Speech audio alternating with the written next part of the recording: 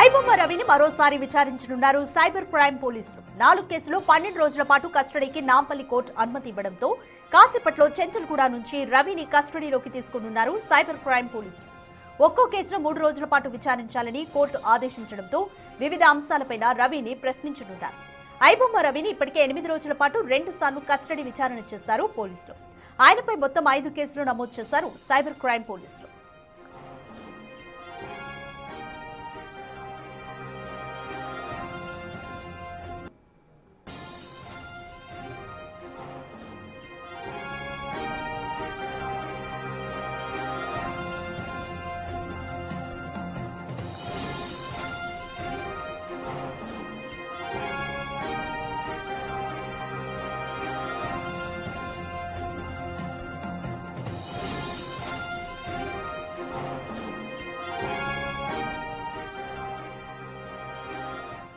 ఐబొమ్మ రవిని మరొకసారి cyber crime పోలీసులు విచారించనున్నారు. అయితే మొత్తం ఇప్పటివరకు 4 కేసులు ఉన్నాయి. 4 కేసుల్లో ఒక్కొక్క కేసుకి 3 రోజులు చొప్పున కేటాయిస్తూ మొత్తం 12 రోజుల విచారణకు గాను నాంపల్లి కోర్టు పర్మిషన్ ఇచ్చింది.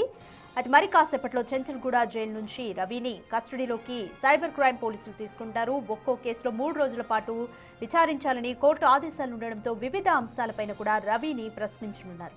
ఐబొమ్మ రవిని ఇప్పటికే 8 రోజుల పాటు 2 సార్లు కస్టడీ విచారణ చేశారు పోలీసులు. దీనికి సంబంధించి మోర్ డీటెయిల్స్ మా ప్రతినిధి సురేష్ అందిస్తారు. రైట్ సురేష్, సైబర్ క్రైమ్ పోలీసులు మళ్ళీ రవిని మరొకసారి విచారించనున్నారు. మొత్తం 4 కేసుల్లో 3 రోజుల పాటు 12 రోజులు విచారణ ఉంటుంది. సో ప్రస్తుతం అయితే మొత్తం ఆయన మీద 5 కేసులు ఉన్నాయి. అవి ఏంటి, కంప్లీట్ డీటెయిల్స్?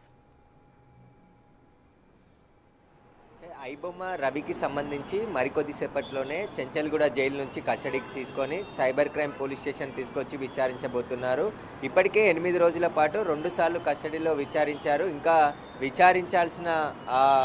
విచారించి వివరాలు సేకరించాల్సిన అవసరం ఉందని చెప్పేసి కూడా పోలీసులు కోర్టులో పిటిషన్ దాఖలు చేయడం జరిగింది. ఆ పిటిషన్ పైనే కోర్టులో వాదనలు విన్న తర్వాత 12 రోజుల పాటు ఐబొమ్మ రవిని కస్టడీకి ఇస్తూ కోర్టు అనుమతి ఇచ్చింది. అయితే ఈ కేసులో గతంలో అనేక సమాచారం సేకరించినప్పటికీ కూడా మిగతా ఇంకా అంటే రవిని విచారించి అసలు పైరసీకి సంబంధించి మొత్తం దేశవ్యాప్తంగా నెట్వర్క్ ఎలా ఏర్పాటు చేసుకున్నాడో, అతనికి ఎవరెవరు సహకరించారు, ఎక్కువ కొనుగోలు సినిమాలు కొత్త సినిమా రిలీజ్ అయితే వాటిని పైరసీ ద్వారా ఎలా కొనుగోలు చేశాడు, ఆయన బ్యాంక్ అకౌంట్ లావాదేవీలకు సంబంధించి కూడా ఇప్పుడు విచారించబోతున్నారు.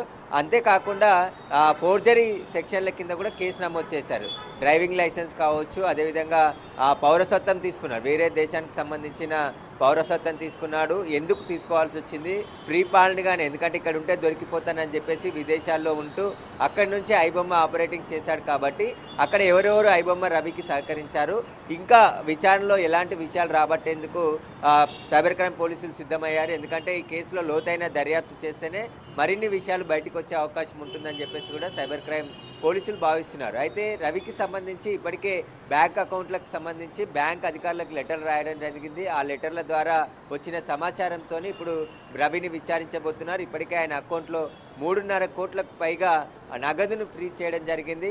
దాదాపు 100 కోట్లకు పైగా ట్రాన్సాక్షన్ చేసినట్టు పోలీసులు గుర్తించారు. మొత్తం విదేశాలు తిరుగుతూ ఉండడంతో వాటి ఖర్చులకే ఎక్కువగా రవి ఖర్చు పెట్టినట్టు తెలుస్తుంది. ఇక రవి ఆస్తులకు సంబంధించి కూడా విచారించబోతున్నారు. ఇప్పటి వరకు కేవలం 2 ఆస్తులు మాత్రమే హైదరాబాద్, విశాఖపట్నంలో గుర్తించారు. ఇంకా మిగతా ఎక్కడెక్కడ కొనుగోలు చేశాడు, అతనికి ఇంకా ఐటీ పరంగా కావచ్చు, ఈ టెక్నాలజీ పరంగా ఎవరెవరు సహాయం చేశారు, మొత్తం ఇన్ని సినిమాలన్నీ కూడా ఎలా పైరసీ చేసి ఐబొమ్మలో వెబ్సైట్ నిర్వహించాడు, అదేవిధంగా బెట్టింగ్ యాప్స్ కూడా, ఎందుకంటే పెద్ద మొత్తంలో ఐబొమ్మ వెబ్సైట్లో బెట్టింగ్ యాప్లను ప్రమోషన్ చేసి వాటి ద్వారా కోట్లాది రూపాయలు సంపాదించాడని చెప్పేసి కూడా పోలీసులు గుర్తించారు. కాబట్టి బెట్టింగ్ యాప్లను ఎలా కన్సల్ట్ అయ్యాడు, వారు ఎలా ఐబొమ్మ రవిని అప్రోచ్ అయ్యారు, వాటికి సంబంధించి కూడా వివరాలు ఆరాధించబోతున్నారు. ఎలాంటి అకౌంట్స్ ఉపయోగించాడు, ఎందుకంటే కోట్లాది రూపాయలు వచ్చాయి కాబట్టి ఆ డబ్బులన్నీ కూడా ఇతర అకౌంట్లకు మళ్లించి వాటిని ఇంకా ఎక్కడికైనా తరలించాడా, విదేశాల్లో ఆస్తులు కూడబెట్టాడా, వాటికి సంబంధించి కూడా